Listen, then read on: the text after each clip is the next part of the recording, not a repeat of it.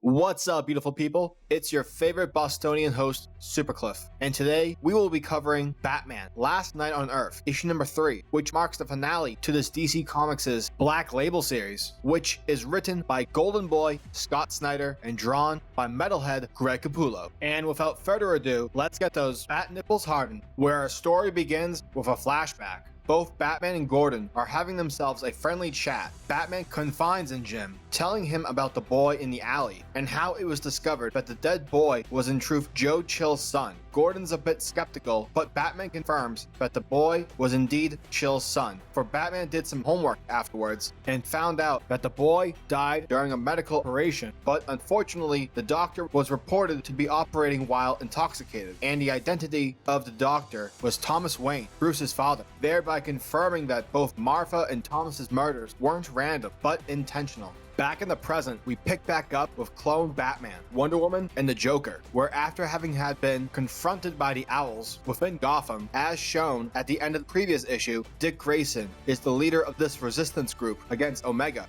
Dick has taken the group down underground to the Owls' secret base, where they are met with an older Frank Miller version of Jim Gordon and Barbara Gordon, aka Batgirl. Dick informs Batman that not too long ago, Omega actually had everyone within Gotham under his control, but the boy wonder, Tim Drake, was able to create a jammer suit, which could cancel out Omega's control. Tim was able to free over 100 freedom fighters, but sadly, in war, casualties are unfortunately inevitable. That Tim Drake didn't make it. Afterwards, Nightwing goes on to say that all hope is lost, especially since Omega is readying his new machine, which can then amplify its mind control, which will then allow Omega to control everyone around the world. And as everyone starts to bicker with one another, Batman becomes a boss, a hero, and tells everyone that there is still hope. Batman goes on to say that Omega is vulnerable because he knows that nothing can stop him. Omega's hubris will be his downfall. This "we can do it" speech manages to be enough to get everyone inspired and to begin planning their assault. Later, the Owls meet up with Selina Kyle, aka Catwoman, who's now the #1 black market dealer within Gotham. And this scene is really cool, especially when Catwoman gives back her lasso of truth. Yeah, I totally felt something. Those proud feels, baby. Good job, Snyder. After our heroes are all suited up, the assault begins. Batman has the group break into 2 teams. Diana and the Owls are to head towards Arkham Island and stop Omega's control amplifier. And since Omega has the city on complete lockdown, Catwoman provides Diana's group with detection scramblers as a way to successfully enter the place undetected, while Batman and Joker go after Omega using the sewer tunnels beneath Gotham. And whereas Batman has his Street Fighter combos, the Joker's head is implanted onto Robin's old mech suit, which as a bonus comes with guns, which of course the Joker is in no way complaining. Oh, and by the way, the fact that the Joker is finally quote-unquote Robin is remarkable. After the duo have kicked everyone's ass, Batman is able to gain access into Omega's tower due to being a clone of Bruce Wayne, matching the system's DNA scan. Meanwhile, in Arkham Island, the Owls come across a squad of Omega's supervillains: Clayface, Mr. Zsasz, Mr. Freeze, and the majestic Killer Croc. Luckily, due to the group's scramblers, the villains are completely unaware of their presence, providing the Owls the chance to unlock the door and to gain access to Omega's amplifier. Back in Omega's tower, Batman and the Joker come across Omega's version of a Batcave, except much more narcissistic as well as sadistic, because the two come across Omega's trophies, that being of all DC's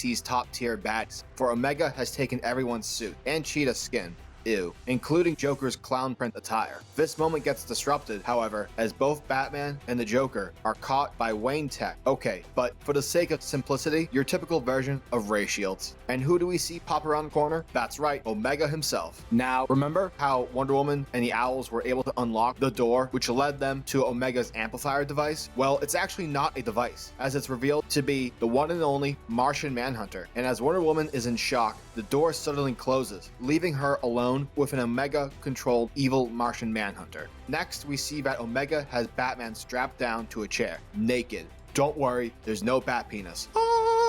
Damn it. Omega informs our hero that this technological chair will rewrite his mind, brainwashing clone Batman into becoming another of Omega's pawns. But suddenly, Joker crashes through, but Omega instantly kicks his ass, destroying Joker's mech suit. Clone Batman begins to rage, telling Omega that Bruce Wayne would be embarrassed of you, and that the Joker is more of a Batman than you'll ever be. Now, hold on, Batman, because it turns out that Omega is in fact the original Bruce Wayne. What? For you see, the original Batman's downfall began with the chill case, and when Luthor's message of doom began to spread, and that's what finally broke the camel's back, or should I say, the bat's back. And it's with that where Omega leaves Batman to his impending doom. And with all that said and done, clone Batman, for the first time in this series, loses complete hope. However, Joker confesses to Batman the truth regarding the chill case. For you see, Joker claims that all the paperwork involving the chill case were all faked by the Joker himself, in an attempt of orchestrating one final joke for the Dark Knight. But Joker admits that the original Batman's mentality has sadly lost its way to the dark side, to the point where Joker can't even recognize Omega as Batman anymore. Thereby, the Joker pushes clone Batman to not lose hope and to keep fighting the fight. And while everyone is shown at getting their asses kicked, Batman makes his way towards Omega and claims that he's about to make him cry. Mortal Kombat is what immediately follows. No remix music is playing in the background, unfortunately, but to make up for that, Wonder Woman does, as she's able to subdue Martian Manhunter, enough so to break off his psychic connection powers, successfully canceling Omega's control over our Martian hero. And while everyone is beginning to collect their thoughts, even Omega's lackeys, we turn back to the fight between Batman and Omega, and it's here where Batman smacks Omega across the face using Darkseid's head, and like a champ, impales Omega's head, ending the villain's life and saving the entire world. And to wrap this issue up with a lovely bow on top, Batman and the Owls return back to Crime Alley, and with the help of Luthor's portal tech, the group leave a mark on the ground as a way to help a baby Kal-El from an alternate universe land in his little Kryptonian pallet, bringing back a beacon of hope, a light to shine across the universe.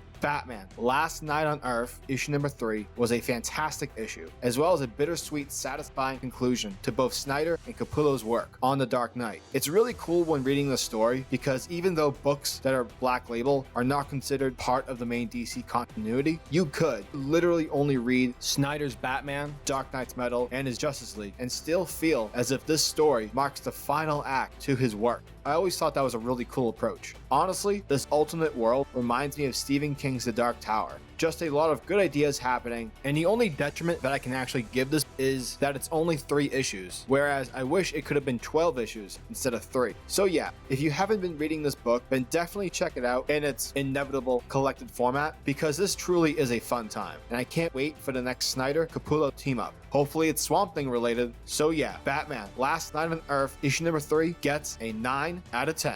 Oh, and P.S. Thank you everyone for staying with me this entire year on YouTube. And I'm going to keep doing it because it's awesome and it's very cathartic. So with that, have a great new year and I'll be back with more videos. And that wraps up today's video.